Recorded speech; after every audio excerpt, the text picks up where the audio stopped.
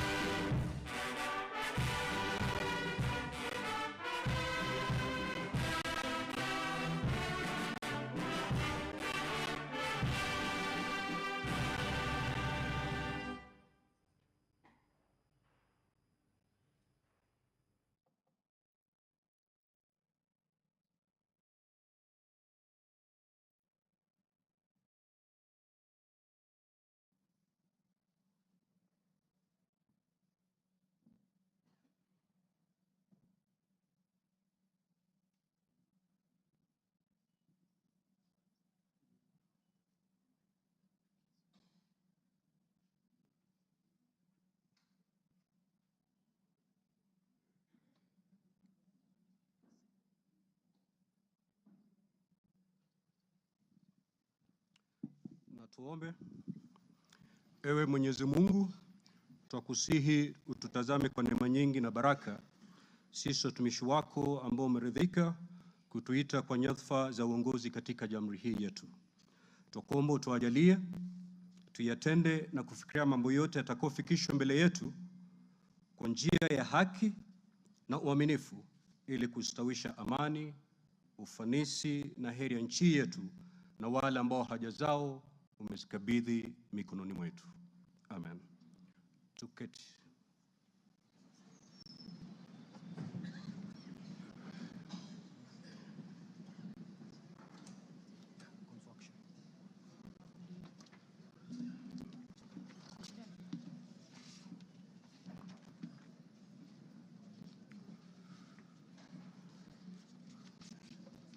Order, honorable members.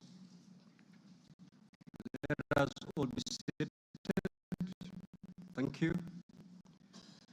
Your Excellency, Honorable Dr. William Samoei Ruto, CGH, President of the Republic of Kenya and Commander-in-Chief of the Defense Forces, the Right Honorable Dr. Moses Wetangula, EGH, MP, Speaker of the National Assembly, honorable members of Parliament, distinguished guests, ladies and gentlemen.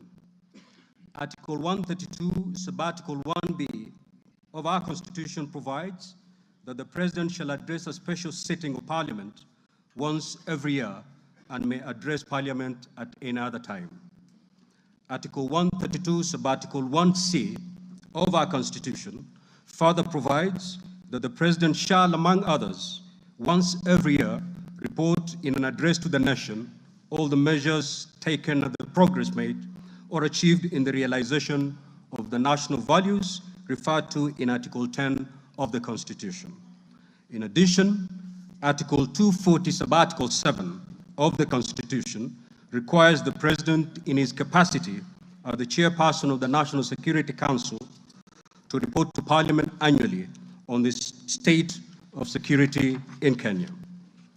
In this regard, the Chief of Staff and Head of Public Service, via letter dated reference EOP/CAB.26/4A, Volume 4, into brackets 178, and dated the 9th of September 2024, informed the Speakers of the Houses of Parliament of the intention of His Excellency, the President, to address Parliament. Consequently, and upon consultation, the address to Parliament by His Excellency the President was scheduled for today, Thursday, the 21st of November, 2024. Pursuant to Standing Order 25(2) of the Senate Standing Orders, I notified honorable senators of the place, date, and time of today's special sitting via Gazette Notice number 148/29, which was published in the Kenya Gazette on Friday, the 15th of November, 2024. Further, together with the Right Honorable Speaker of the National Assembly, I notified all members of Parliament and the general public of today's special sitting via notices placed in 3 local newspapers yesterday, Wednesday, the 20th of November, 2024. Accordingly, honorable members, this special sitting is properly convened. I thank you.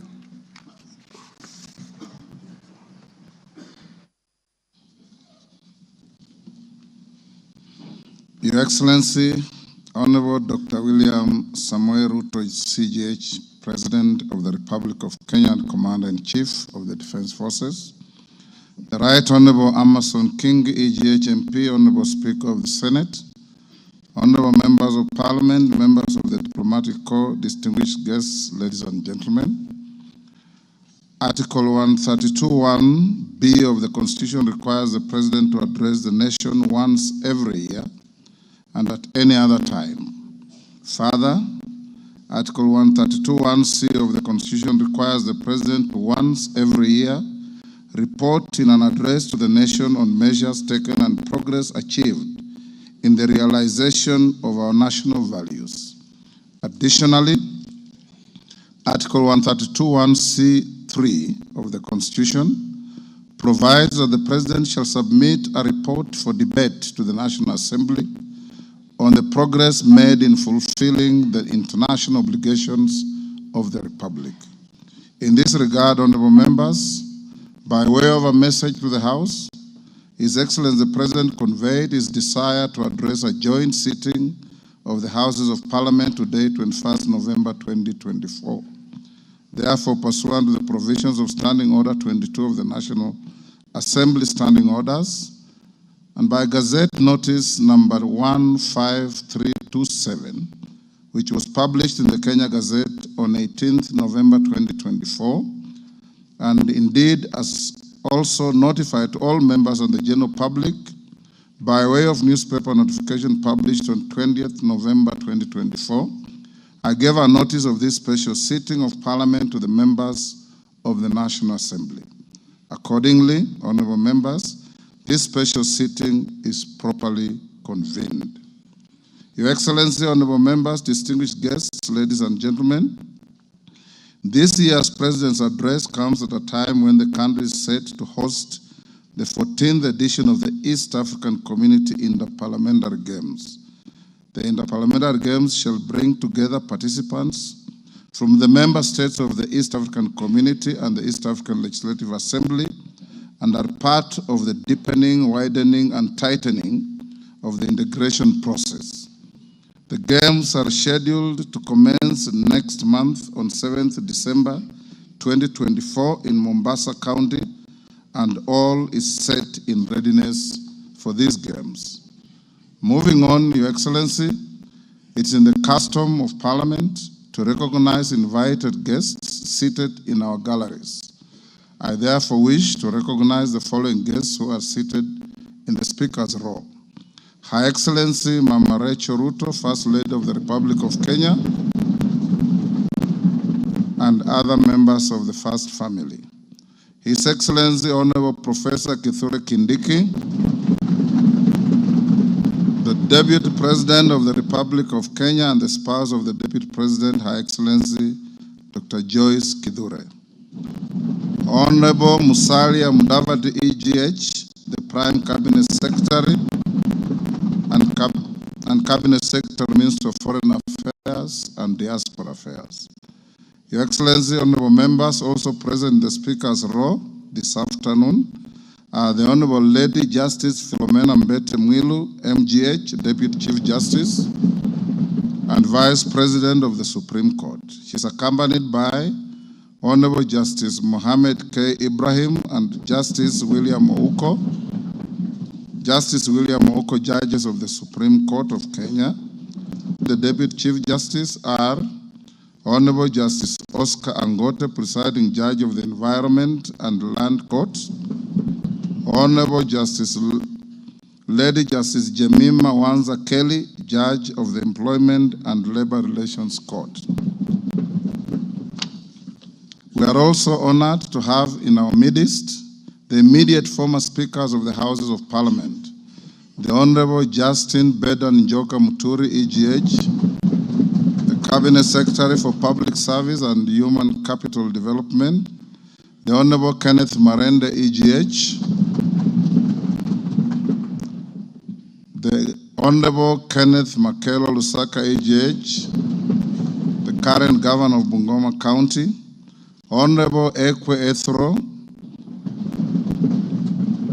and additionally, we also are pleased to be hosting a delegation visiting our parliament from the Republic of the Gambia. Your Excellency, allow me to also recognize the chairperson of the Council of Governors, who is also the Governor of Wajir County, Ahmed Abdullahi, and the Honorable Johnson Sakaja, Governor of the City of Nairobi County. May I also accord special recognition to all Cabinet Secretaries present and particularly acknowledge 4 of them who are former ranking members of the Houses of Parliament, namely Aden Duale, EGH, former leader of the majority party in the National Assembly, Honorable Onesimus Murkomen, EGH, former Senate Majority Leader, Honorable John Badi, ETH, Honorable Opio Wandai, EGH,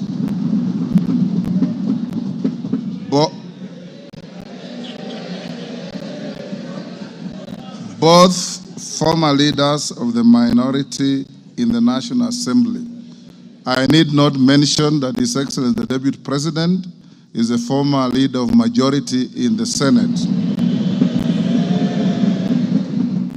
I also acknowledge the presence of Mr. Felix Kosgei, Chief of Staff and Head of the Public Service, Principal Secretaries, members of the Diplomatic Corps, and heads of constitutional commissions and independent offices and state corporations present.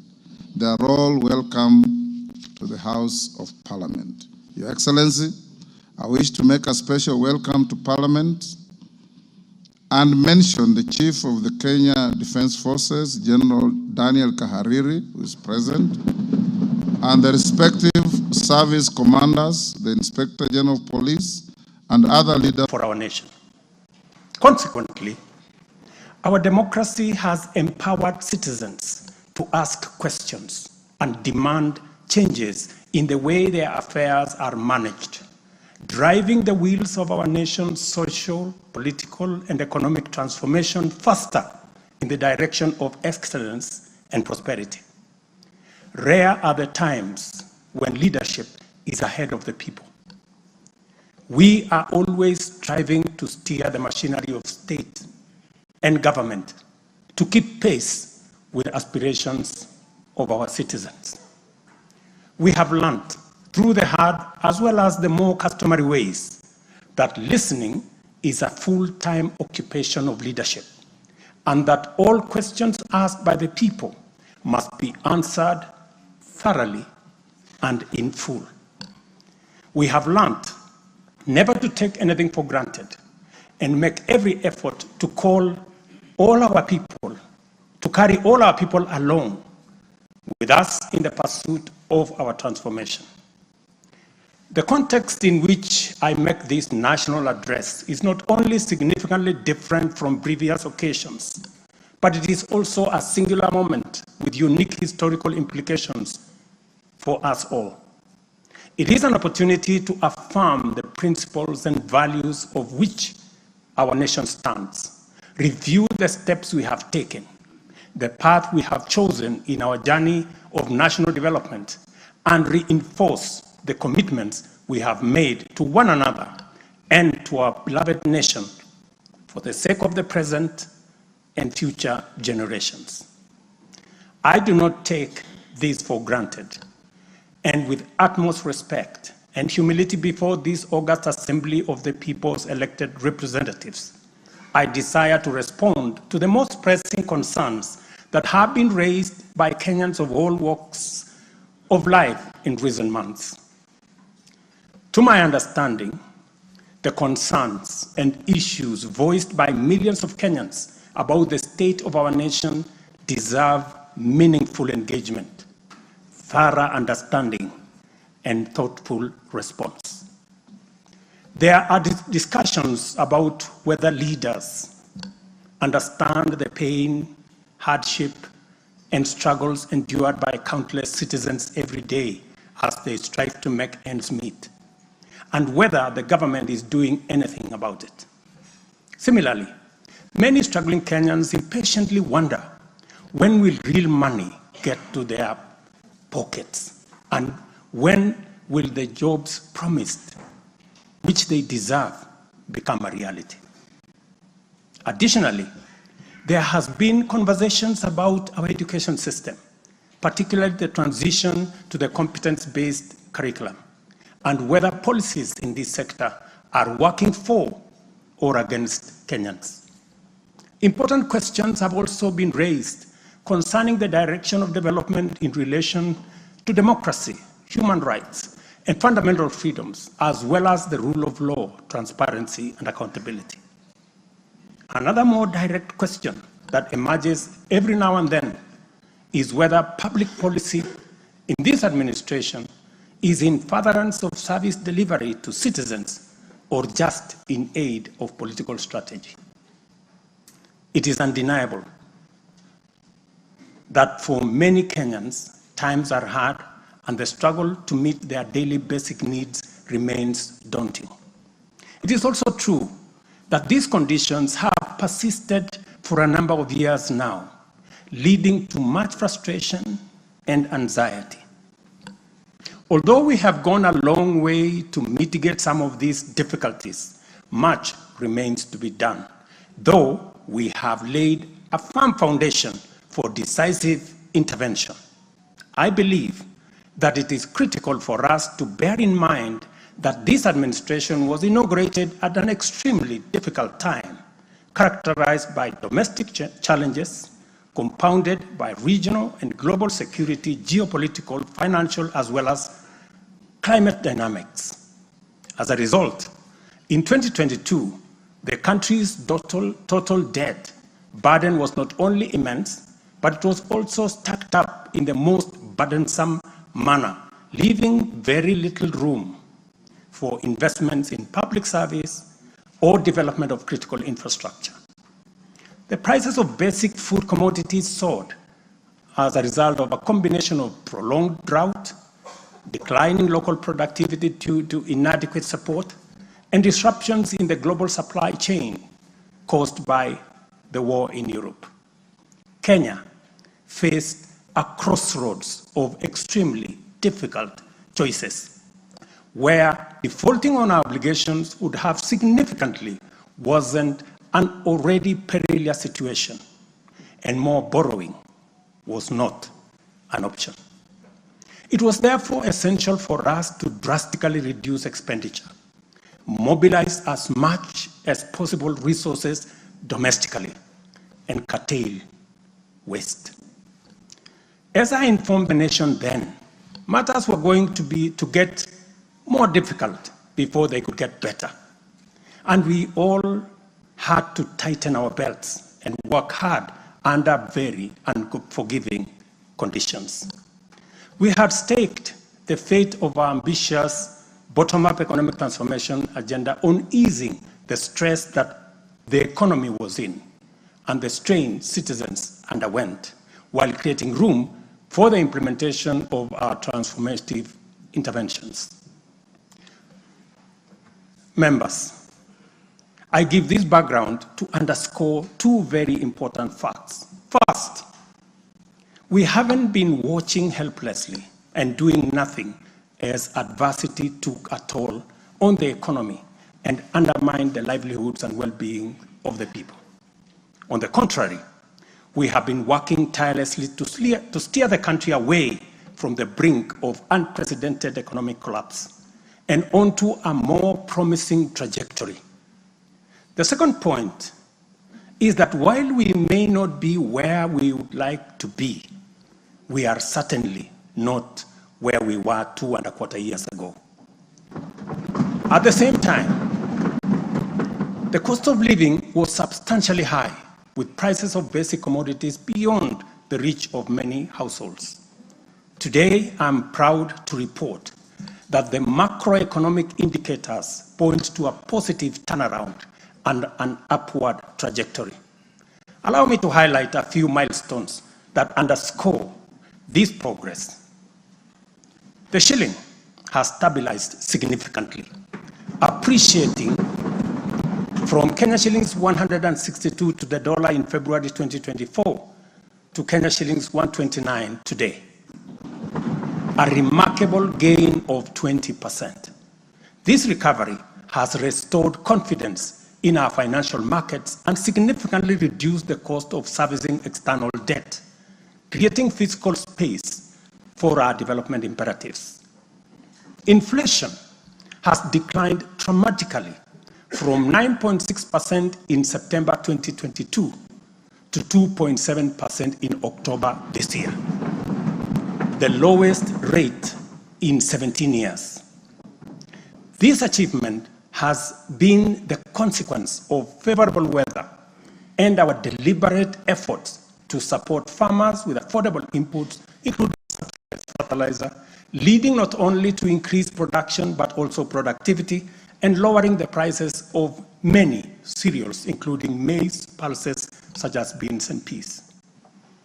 Our foreign exchange reserves have surged by US dollars 2.4 billion to hit a new record of US dollars 9.5 billion, providing a 4.8 month of import cover, the highest in 10 years.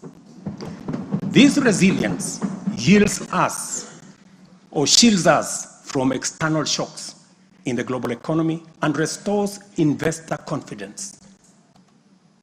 Ladies and gentlemen, interest rates are also trending downwards, reducing borrowing costs and freeing up fiscal space for growth-enhancing initiatives by business. Tax revenues have grown by 11.5% in the year to June 2024, reflecting the success of our tax-based expansion measures. The economy continues to grow steadily, recording a 5.6% growth rate in 2023, among the highest globally. We project 5% growth this year and 5.6% growth next year. Honorable members, our efforts to secure food security and stability are already bearing fruit. Since February, we have distributed subsidized fertilizer to 6.45 million registered farmers in 45 counties, enabling them to increase their yields. And this year, we have procured and through e-vouchers distributed 7 million bags of both planting and top dressing fertilizer to boost food production across the country. This intervention will see a projected increase in maize production, for example, to a record 74 million 90 kilogram bags. We have also concluded long-term agreements with 11 suppliers of assorted fertilizers so as to make this commodity available all year round. Fertilizer for the long rains season will be stocked in outlets nationwide, ensuring our farmers are ready to plant, grow, and produce. This forward momentum will not only increase our agricultural output, but also reduce our reliance on costly food imports, securing a more self-reliant and a more prosperous Kenya. This approach, rooted in my administration's policy to support production rather than subsidized consumption, has already made food more accessible, more affordable to many households. Today, Kenya boasts substantial national stocks. 47 million bags of 90-kilogram bags of maize are in our stores. 8.8 million bags of beans, 10.4 million bags of wheat, and 2.1 million bags of rice. Slowly but surely, we are building a food-secure Kenya, where families need not to worry or worry less about their next meal. In the sugar sector, we have achieved a historic milestone. All 17 sugar factories across Kenya are now operational, producing at impressive levels, while 4 new sugar factories are under construction. In July alone, domestic sugar production reached 84,000 metric tons, surpassing the national monthly consumption average of 40,000 metric tons. For the first time in recent history, Kenya is producing enough sugar to meet our local demand. This success is attributed to many factors: subsidized fertilizer for sugarcane farmers, an additional 500,000 acres that has been brought under production, and improved management of the sugar sector, which have revitalized production and brought the industry back to life. I just signed, as you know, the new sugar laws to provide further policy guidance as we seek to be a sugar exporting country shortly. In the coffee sector, we are on track to increase exports from 51,000 metric tons this year to 150,000 metric tons by 2027. The government has also raised disbursements from the Cherry Advance Fund from 2.7 billion to 6 billion Kenya shillings, complemented by an additional disbursement of 1.5 billion by the Commodities Fund. Average prices at the Nairobi Coffee Exchange have risen by 25%. And in the last financial year, the country produced and exported 48,000 metric tons, earning farmers Kenya shillings 25 billion. Additionally, 320,000 bags of fertilizer have been allocated specifically for the coffee sector, and we will be working with cooperatives to make sure this fertilizer is distributed at the nearest possible destination to the farmers. These interventions are expected to boost smallholder farmer earnings from Kenya shillings 300,000 to 500,000 per acre annually by the year 2027. The dairy sector remains a vital value chain with a quick turnaround impact on households in the economy. The government of Kenya has released and you members approved 3 billion shillings to modernize the new KISII, ensure farmers are paid on time, and maintain a high price of Kenya shillings 50 per litre. As a result, intake to KISII has increased from 100,000 litres a day to 220,000 litres a day by last month. Other strategic interventions include the extension of duty-free imports for feed manufacturing raw materials, subsidized artificial insemination services, and the reduction of sexed semen costs from 7,000 to 2,900 through the Kenya Animal Genetic Resource Center. These measures have led to a 14% increase in milk production from 4.6 billion litres in 2022 to 5.2 billion litres in 2023, with projections exceeding 6 billion litres this year. The value of exported dairy products has nearly doubled, rising from Kenya shillings 4.8 billion in 2022 to Kenya shillings 7.2 billion in 2023. These gains demonstrate how targeted policies can deliver tangible benefits to dairy farmers and drive growth in our economy. Honorable members, by 2022, the education sector was in a crisis with a lack of clarity in transition to the competence-based curriculum, a shortage of 110,000 teachers, and 23 out of 40 public universities were technically bankrupt and at risk of closure. Among those facing severe challenges were huge institutions, such as my own alma mater, University of Nairobi, Kenyatta University, Moi University, Egerton University, Maseno University, Masinde Muliro University. To address this issue in our education sector, we have already hired, as you know, members, 56,000 teachers and are in the process of recruiting another 20,000 by January next year. We have also ensured the seamless transition of learners from primary to junior secondary and domiciled grades 7, 8, and 9 in primary school, optimizing the use of existing infrastructure, ensuring the safety of young learners, and protecting parents from the high costs associated with boarding schools far away. Recognizing the financial challenges faced by our universities and TVETs, we introduced a new student-centered higher education funding model. This model gives priority to the most vulnerable students, offering them up to 95% government support, while also pulling our universities back from the brink of collapse.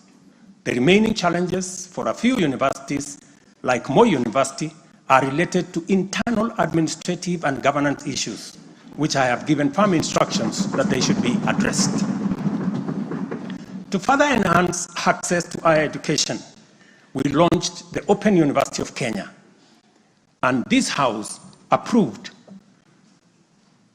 that exercise, paving the way for more students to achieve their academic goals. The institution's first cohort of students is scheduled to graduate next week on the 29th of November 2024. Honorable members, universal health coverage is a cornerstone of our transformation agenda and a matter that touches every Kenyan family. Despite health being a devolved function, we acknowledge the immense financial burden that comes with health.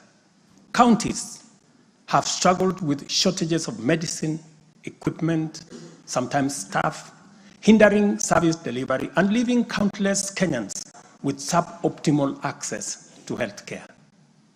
It would have been easy for me to step back and leave this responsibility to counties alone. But that would have been a disservice to Kenyans and a betrayal to our Constitution. Instead of engaging in debates about healthcare being devolved, I have chosen the hardest but necessary path of addressing this challenge head on.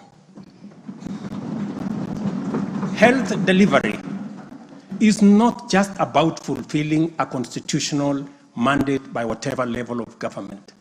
It is about ensuring that healthcare is not a privilege for the few who can afford and a pipe dream for the many who cannot.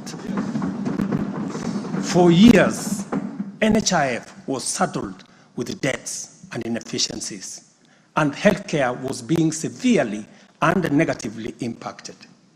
For far too long, too many households have lived on the edge, just one illness away from financial catastrophe.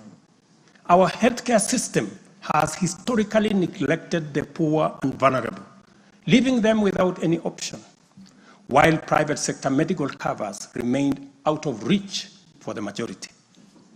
This is precisely what we will correct through the provision of universal health coverage. This agenda is not just about a promise. It is about a bold commitment to deliver health through transformative financing reforms, making healthcare accessible and affordable, digitizing our healthcare services to enhance efficiency, eliminate fraud, and stop corruption, and to empower a skilled and motivated health workforce. To honor our commitment on the universal health coverage, I signed into law 4 groundbreaking legislation on the 19th of October, passed by this August House. The Social Health Insurance Act replaced the outdated National Hospital Insurance Fund and established the Social Health Authority, which oversees 3 essential funds. This modern framework ensures that every Kenyan, especially the most vulnerable, can access quality healthcare services when they need it most. The shift from the National Health Insurance Fund model to Taifa Care is fundamental and radical in both scale and character. NHIF, if I give you a bit of example, NHIF served a few salaried Kenyans and those who could afford to pay. But Taifa Care covers every Kenyan, regardless of employment or financial status. Secondly, despite serving a limited class of citizens, NHIF nevertheless accumulated billions of shillings of debt because of misalignment between contributions and the actual cost of healthcare. Taifa Care has undertaken an accurate costing of all healthcare-related goods and services in order to provide timely, effective, and efficient service to every Kenyan that is affordable. Additionally, the NHIF had a waiting period lasting between registration and eligibility for service. I think it was like about 3 months. Under Taifa Care, citizens are eligible for all services upon registration. I therefore urge every Kenyan to take the most important step in securing dependable health care for themselves and their families. Register. Register now or at the earliest possible opportunity. Honorable members, for the first time in our nation's history, free primary health care is increasingly becoming available at dispensaries, health centers, and hospitals. Ambulance and emergency services are also slowly but surely being made available at no fee. Under Taifa Care, we have introduced a comprehensive benefits package that brings specialized care, such as cardiothoracic surgery, within reach for many Kenyans without the burden of financial strain. Through the Digital Health Act, we are revolutionizing healthcare delivery. Every step of the process, from registration, eligibility checks, to claims, is now digitized. By eliminating unnecessary human interaction, we are tackling corruption, reducing inefficiencies, and ensuring that resources are used where they are needed most. As a result, the good news, SHA will pay all October claims in full by next week. And it will continue like that going into the future. To date, over 15 million Kenyans have enrolled in Taifa Care, and more than 60% of employers have successfully transitioned into its framework. The newly established Social Health Insurance Fund empowers citizens to contribute towards accessing a broad range of healthcare benefits. This represents a seismic change from the old reactive healthcare model to a forward-looking system that prioritizes prevention and preparedness. Once the transition from NHIF is complete and SHIP becomes fully operational, Kenya will have a healthcare system that guarantees dignity, peace of mind, and equitable access for every citizen for the very first time in our 60 years of independence. Honorable members, we have launched an ambitious healthcare program, one that Kenya has always needed and deserved. Like any major transition, there are challenges, but I promise you, we are fully committed to making the system work. As we roll out this program, we are listening to citizen voices and collaborating with counties to deliver better healthcare services. Through the Facility Improvement Fund, which you in this House passed, we will ensure that hospitals are equipped with the tools they need, medicine, equipment, and other resources necessary to provide quality care, while involving citizens in decision-making at every facility. We are now doing the heavy lifting, clearing decade-old debts, ensuring access to medicine and equipment, and stabilizing a system that had failed too many for too long. We are building a healthcare system that serves every citizen with equity and dignity. Over the past month, we have disbursed Kenya shillings 5 billion to settle historical debts owed to the public, private, and faith-based medical facilities, some of which have been pending for over a decade. Another 3.7 billion will be disbursed tomorrow.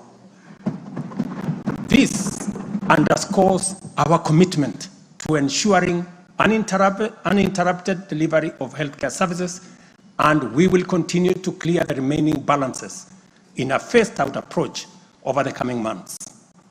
This sustained effort aims to restore confidence in the healthcare system and ensure seamless access of quality services.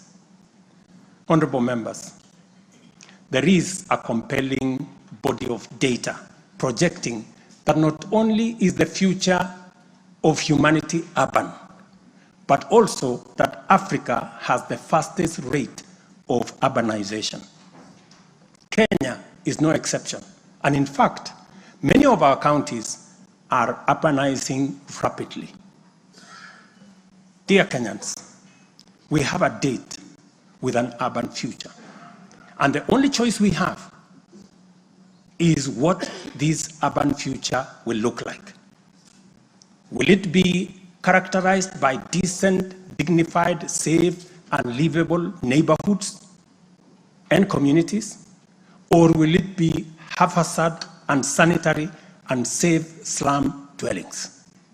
This is the fundamental question that our affordable housing plan seeks to answer. Kenya has a serious housing deficit, and the cost of housing is beyond the reach of the majority. While the social and economic efforts of this shortage are far-reaching, rent as a component of the cost of living is unsustainable. People are forced to choose between enduring long, punishing commutes to faraway homes or taking up less desirable spaces within reach.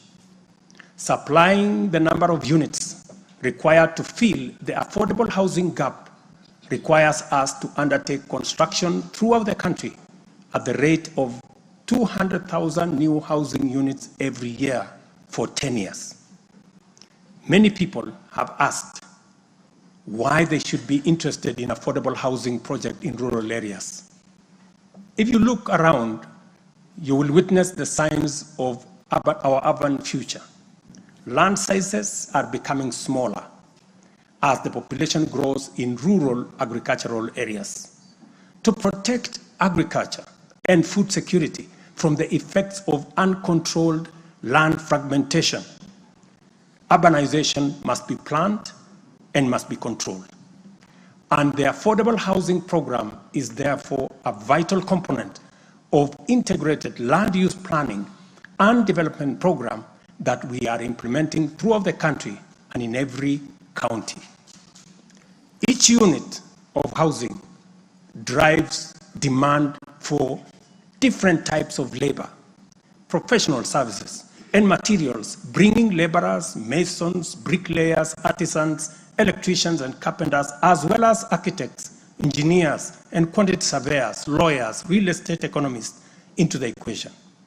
Affordable housing is also a major opportunity for manufacturers, developers, and other industries. In other words, the economic boost from housing pillar of our bottom-up economic transformation agenda is significant and undeniably much needed. As we speak, affordable housing now directly accounts for 164,000 new jobs created over the past 1 year.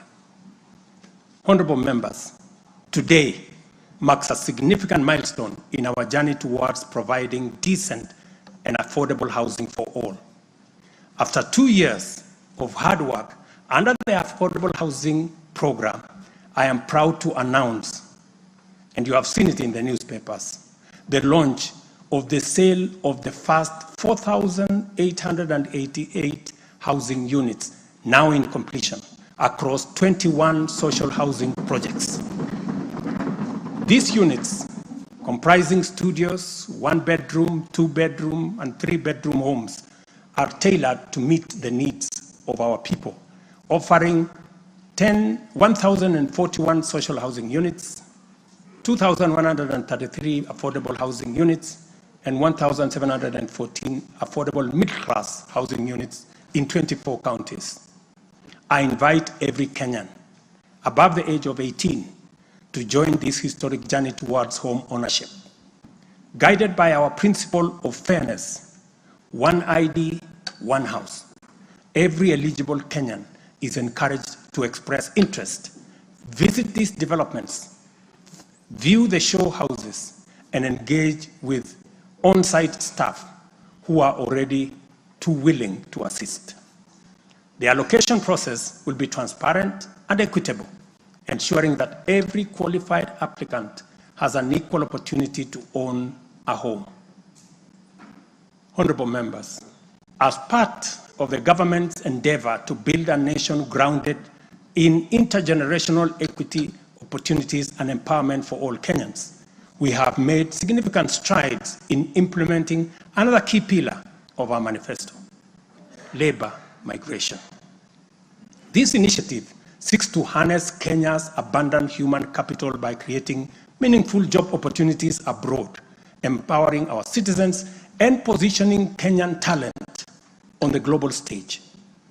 Since July 2023, we have successfully facilitated employment of 105,367 Kenyans across multiple countries in a wide range of jobs. These opportunities span professional, semi-skilled, skilled, and unskilled sectors, including positions for nurses, teachers, and chefs. The National Employment Authority, the lead agency driving our ambitious initiative to create jobs opportunities for qualified Kenyans locally and internationally, currently has a role of 560,000 job openings worldwide. I have encouraged many members to participate in this space. Our focus extends beyond destinations such as the United Kingdom, Canada, Australia, Bahrain, Oman, United Arab Emirates, Germany, Saudi Arabia, Kuwait, and Qatar. We are also expanding our reach by actively negotiating bilateral labor agreements with new potential markets, including Russia, Poland, and Jordan. These efforts are driven by our commitment to open up new pathways for employment, ensuring that Kenyans are well represented in the global workforce. In the digital economy, we are expanding last-mile fiber optic connectivity using the extensive Kenya Power Transmission Lines network to the most remote and underserved areas of Kenya, and making significant strides to establish digital and ICT hubs. This has created a foundation for digital transformation, enabling IT economy workers, young digital creators, and entrepreneurs to access a wealth of opportunities locally and globally. By bridging the digital divide, we are empowering our youth to compete on an equal footing in the global marketplace and showcasing Kenya's ingenuity and innovation. I congratulate members of this august House for being part of this grand digital plan. Your support, encouragement, and effort is duly recognized. We have also prioritized the empowerment of individuals within the informal sector by unlocking their potential through targeted investment. These include accessible loans, capacity building programs, and regulatory reforms designed to ease growth. A notable achievement is the partnership with the banking industry, which I participated in a month ago. This extended an additional 150 billion in loans to micro, small, and medium enterprises, complementing the government's efforts to nurture this vital sector. On financial inclusion, we have made remarkable progress through the Hustler Fund. To date, this innovative initiative has disbursed Kenya shillings 60 billion, benefiting 24.6 million Kenyans and mobilized over 3.3 billion in savings. The fund maintains a repeat customer base of 8.5 million beneficiaries with a repayment rate of 79%. To mark the fund's second anniversary, we have taken a bold step by launching a third product specifically tailored for small and medium enterprises. This new initiative will initially target 2 million beneficiaries who have demonstrated a strong credit history with the fund. By so doing, we aim to create a pathway for these entrepreneurs to transition into the formal banking system, thereby deepening financial inclusion and strengthening the SME sector. This milestone underscores our commitment to build a financially inclusive and economically resilient nation. The progress we have made has been possible only because the people of Kenya have been courageous, strong, determined, and patriotic. It has also been enabled by a number of early interventions under our bottom-up economic transformation agenda, and at the same time, created space for us to implement the agenda in full. As we proceed with implementation, we expect to quickly capitalize on the gains we have secured and invest resources in the economy with an emphasis on strategic pillars of our plan. As more projects get off the ground, more people get hired, liquidity levels improve, more money ends up in people's pockets. Honorable members, you know we are a democracy. Democracy is a founding principle and defining value of our nation. Democracy is hard-won, non-negotiable right, and guarantees freedom that we are proud of and must always defend. Our national democratic culture expresses itself energetically through robust discourse, boldly speaking truth to power, and holding leadership to account. It is a tradition of fearless expression and vigorous public participation. This is who we are, and there is nothing anyone can do about it. We understand, therefore, that protests are always legitimate and permitted by the Constitution.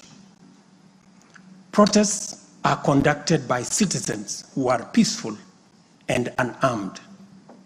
Assemblies, demonstrations, and picketing to advance constitutionalism, increase accountability, and defend the rule of law are constitutional imperatives.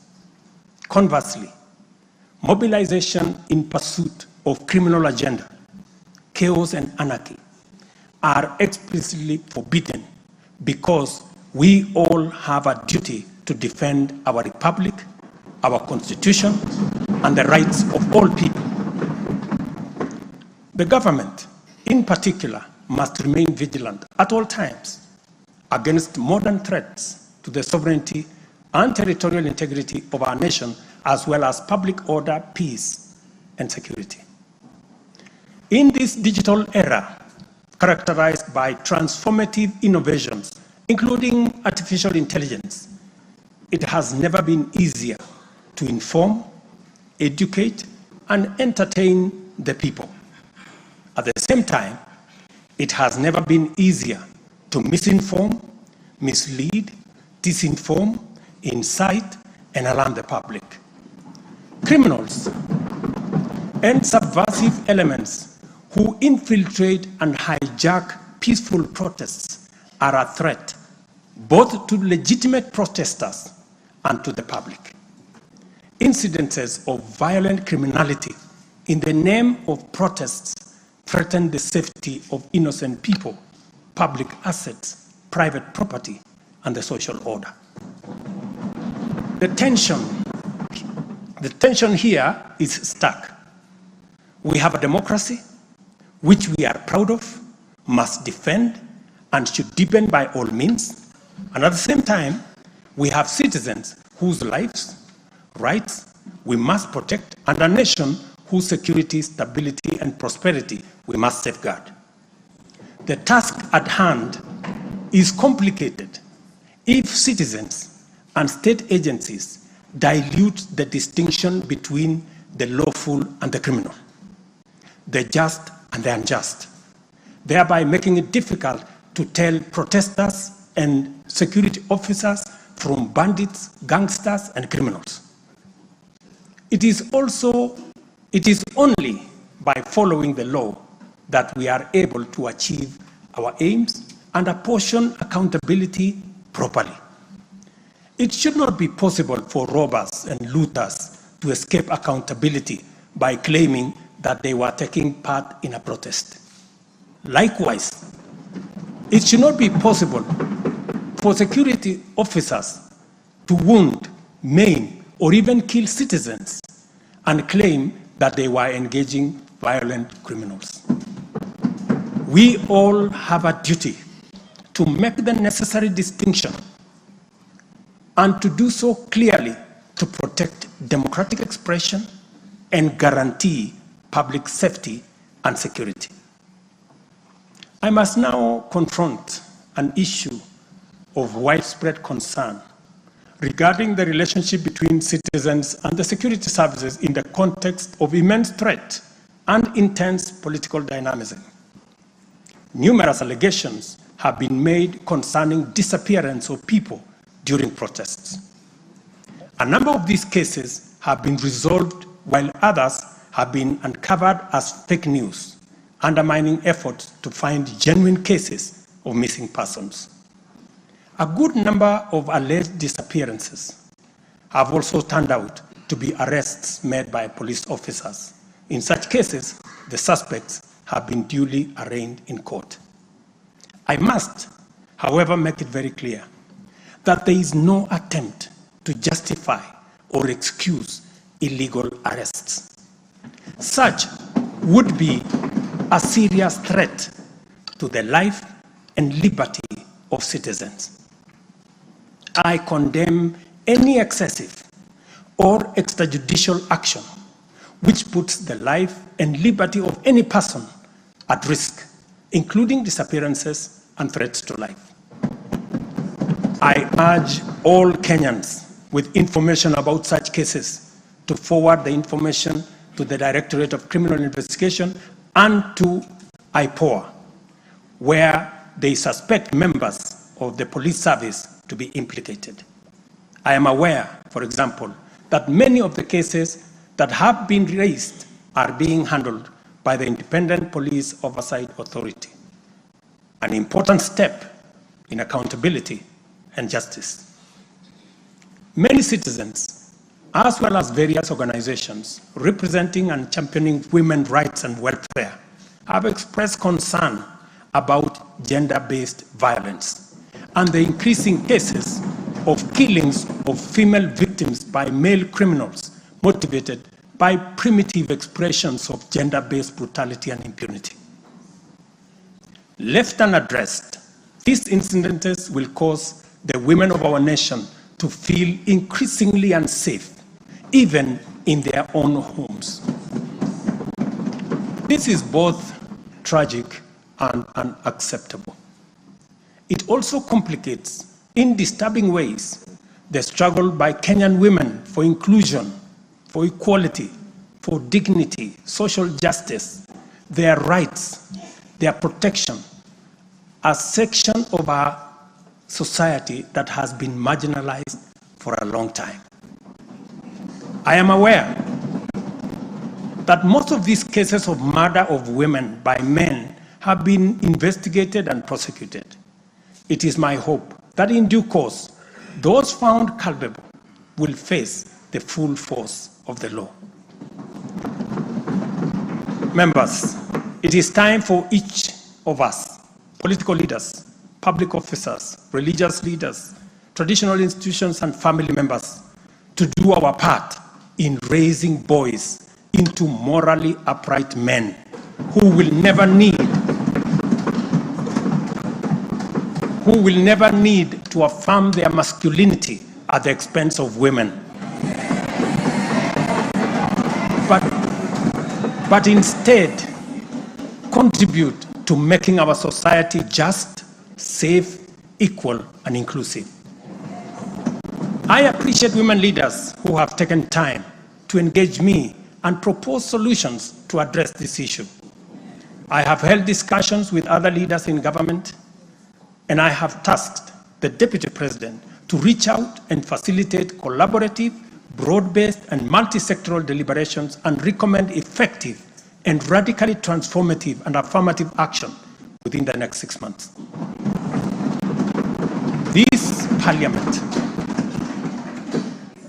Parliament will recall that early in my tenure, I engaged the leadership of both houses with recommendations on a working formula to actualize meaningful inclusion of women in national leadership.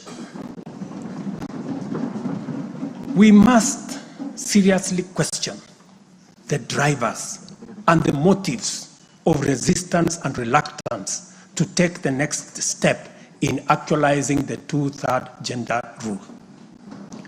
We must call out those who continue to sabotage this right of women to contribute to the governance of our nation. Women are not second-class citizens. They deserve equal representation at all levels.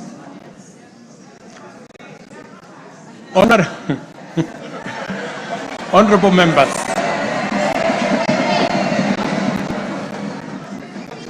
without a doubt, honorable members, without a doubt, every shilling of our national revenue matters and must be used to deliver maximum value to Kenyans. Wastage, corruption, and the abuse of office are grave risks to national transformation and a direct threat to the well-being of the people. I have given my full commitment to serve as a responsible steward of public resources. To begin with, I have championed the automation and digitization of government services and revenue collection to promote transparency, seal loopholes that lead to revenue losses, enhance accountability, and eliminate opportunities for corruption, therefore improving efficiency, transparency, and integrity. I am delighted to report to this House on the dramatic improvements we have recorded by automating and digitizing our revenue collection and service delivery through eCitizen.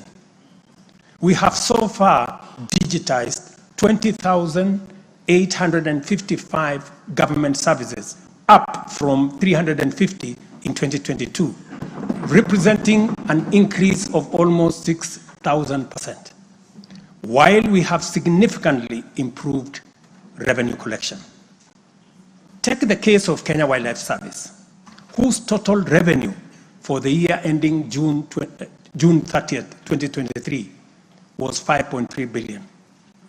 But after implementing a digital revenue collection system, the revenue grew to 7.6 billion in the year ending June 30th this year, representing a 43% increase. This initiative alone has firmly put KWS on the path to self-sufficiency, freeing the corporation from reliance on exchequer support. I commend the teams at KWS, as well as all other government institutions that have leveraged technology and the digitization process to improve revenue collection. Under the Digital Health Act that you members passed in this House, we are determined to enhance efficiency and transparency provided by technology in the provision of healthcare services to eliminate fraud and fake claims. Tax revenue mobilization by the Kenya Revenue Authority, starting with its customs revenue system, is equally being worked on to ensure that revenue leaks are eliminated. Because corruption is a serious risk to social justice, sustainable development, and national security, and the bottom-up economic transformation agenda, I am harnessing our working relationship with other arms of government to encourage the judiciary and parliament to enhance integrity and efficiency by adopting digitization and automation. As I do so, I must caution that all these measures will only achieve intended results if, and only if, the institutions charged with combating corruption and promoting efficiency and integrity stop hiding behind the transparent screen of independence and rise up to meet the people's expectation on matters integrity. Let me say this. It cannot be the case that the Director of Public Prosecutions keeps dropping cases because somehow they are unable to produce witnesses. It cannot also be the case that corruption suspects rush to court to obtain anticipatory bail that shields them from due process and enables them to compromise investigations.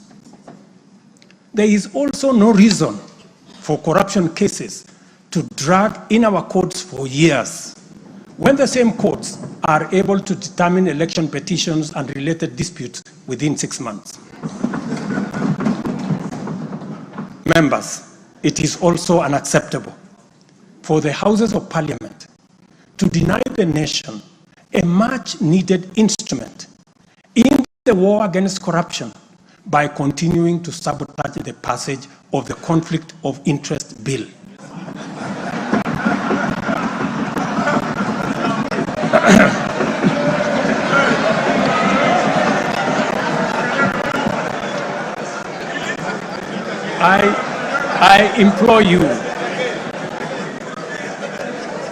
I implore you, honorable members, to stop dragging your feet on this bill, unless, my friends, there is a conflict of interest in the passing of the conflict of interest legislation. Similarly, the National Treasury has been dragging its feet in the implementation of an e-procurement system for the last 10 years. Today, I have directed the National Treasury to roll out the e-procurement system by the end of the first quarter of 2025 and ensure that going forward, only procurement undertaken through this system is sanctioned and paid for. Of the many difficult assignments I have undertaken, this fight against corruption is one I now take on with resolve going forward. Let this serve as notice to all. Independent institutions charged with this responsibility must up their game, pull up their socks, and match up to the expectations of the people of Kenya. Honorable members, I have stated in the past and now reiterate today that in the face of undisputed evidence or credible information on corruption, I will not hesitate to take decisive action. Accordingly, I now direct, in furtherance of the principles enshrined in Article 10 of the Constitution on transparency and accountability, and based on new information provided by investigative agencies and partner nations, that the procuring agencies within the Ministry of Transport and the Ministry of Energy and Petroleum immediately cancel the ongoing procurement process for the JKIA expansion public-private partnership transaction, as well as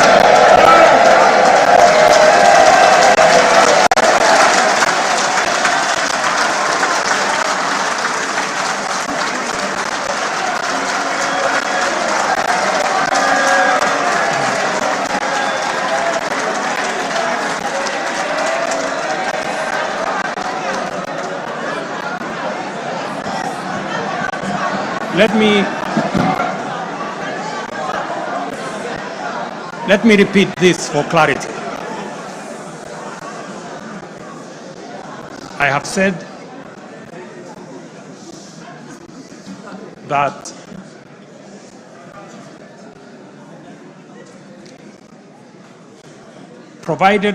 because of the information that has been provided to us by partner nations, I have directed agencies within the Ministry of Transport and the Ministry of Energy and Petroleum to immediately cancel the ongoing procurement process for JKI expansion public-private partnership transaction, as well as the recently concluded Ketrago transmission in public partnership procurement process.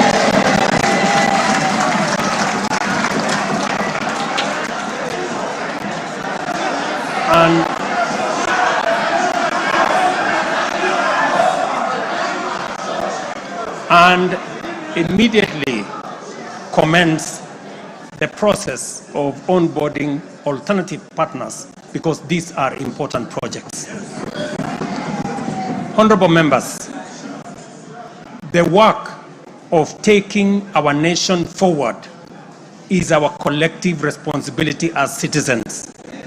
For this reason, we value the contribution of all, whether they come in the form of support or encouragement, suggestion or proposal, criticism or protest. I believe that the most powerful component of leadership is listening and learning. Therefore, I engage with you and listen to all citizens, their elected leaders, public officers, administrators, teachers, and other professionals, learners and the youth, farmers, fisherfolk, pastoralists, traders, craftsmen, artisans, nurses, doctors, community health promoters, and workers across all types of sectors in every sector. I listen too to religious leaders, the civil society, industrialists, entrepreneurs, and professionals. Their contributions and everyone else's have my full attention and commitment to respond through positive, affirmative action that takes the national transformation endeavor forward. I commit to continue listening and acting, to engage, debate, deliberate with you, and to take your input into consideration in serving our nation. By design, the bottom-up economic transformation agenda is defined by its capacity to elicit feedback in the course of implementation and incorporate the same in making improvements and further progress. With every input from stakeholders, our ability to drive progress increases. By listening to you and to every Kenyan, I am able to serve this nation better. As we take part in this necessary discourse, I want to make one thing very clear. I'm fully invested in the success of the strategies, policies, programs, and projects under our plan. For this reason, I am committed to do all it takes and work with every willing Kenyan until we succeed, because failure is not an option. Given the challenges our nation has faced, it has become clear, honorable members, that overcoming these obstacles requires the collective energy, the collective wisdom, ideas, and goodwill of Kenyans of all political, cultural persuasions, religious beliefs, and walks of life. The wisdom of entrenching national unity and inclusivity as a national value in our Constitution is clearly evident. Our diversity is our source of power. And this moment in the history of our nation calls for radical collaboration to transcend our challenges. We do not have the luxury of magnifying our differences. It is time for all of us to pull together and usher the nation into the future of our dreams. With this in mind, I initiated extensive consultations with leaders from across all divides, public and private. Through these engagements, we resolved to reimagine unity and inclusivity and harness the full potential of our nation through bipartisanship, which culminated in the formation of the broad-based cabinet. The imperative to accommodate the contribution of leaders across the aisle inspired us to constitute the broad-based government, a partnership based on shared purpose and premise on a commitment to bring our national values into action to turbocharge the implementation of the transformation of our nation. Being a farmer myself, transformation is like farming. A lot of resources are invested in plowing the land and planting the seeds, after which there is nothing to see for all the work except stretches of bare earth. Impatience might lead to anxiety and lamentation of the waste of effort in seed buried in the earth. However, after a brief wait, seedlings sprout, requiring close attention, weeding, and patient tending into the crop that will be ready for harvest. So is economic transformation. It requires hard work, investment of resources, patience, and faith. We have planted the seed, and all over the field, it is beginning to sprout. While admittedly there remains much to fulfill, our collective hope to deliver the national economic transformation that this nation so dearly deserves is on course. I am proud to declare that we have also made undeniable progress in building on the strong foundation laid in previous years and getting the National Development Project off the ground. Honorable members, from the reports that I have the honor to table for your consideration and debate, there is reason to be optimistic that our forward march is unstoppable and that our capacity and commitment to live and work by our national values and principles of governance are stronger than ever before. Our nation is a proud member of the international community, making our contributions to the global progress boldly and with great determination. We stand collectively facing the dawn with confidence that our expectations of a bright daylight is not in vain. In summary, honorable members, and all fellow citizens, the state of our nation is resilient. And now, honorable speakers, it is my pleasure to submit to Parliament the following 3 reports as required by the Constitution. Number 1 is the report on all measures taken and progress achieved in the realization of national values. The second, report on progress made in fulfilling the international obligations of the Republic of Kenya. And the third, report on the state of our security. Now, therefore, I hand over the reports to the Speaker of the Senate and to the Speaker of the National Assembly. Thank you all. God bless you, and God bless Kenya.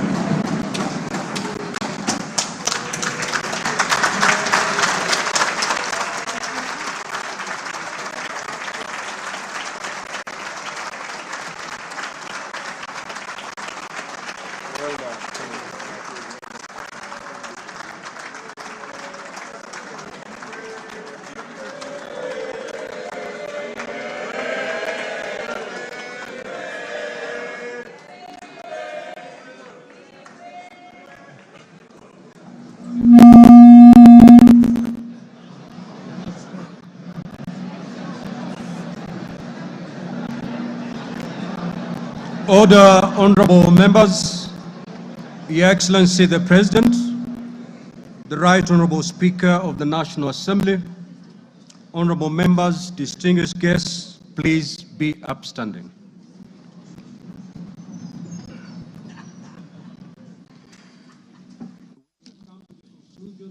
Business of the day, and it is now time to adjourn. The Senate stands adjourned until Tuesday, the 26th of November, 2024 at 2:30 p.m. in the Senate chamber. Honorable members of the National Assembly, the National Assembly now stands adjourned until Monday, 25th November 2024 at 2:30 p.m. May I also take this opportunity on Monday. I repeat, the National Assembly stands adjourned until Monday, 25th November 2024 at 2:30 p.m. May I take this opportunity to invite all honorable members and our guests to a reception at the Parliament courtyard. May I also request all of you honorable members and our guests to remain standing in your places until the procession of His Excellency the President and the speakers of the two houses leave the chamber.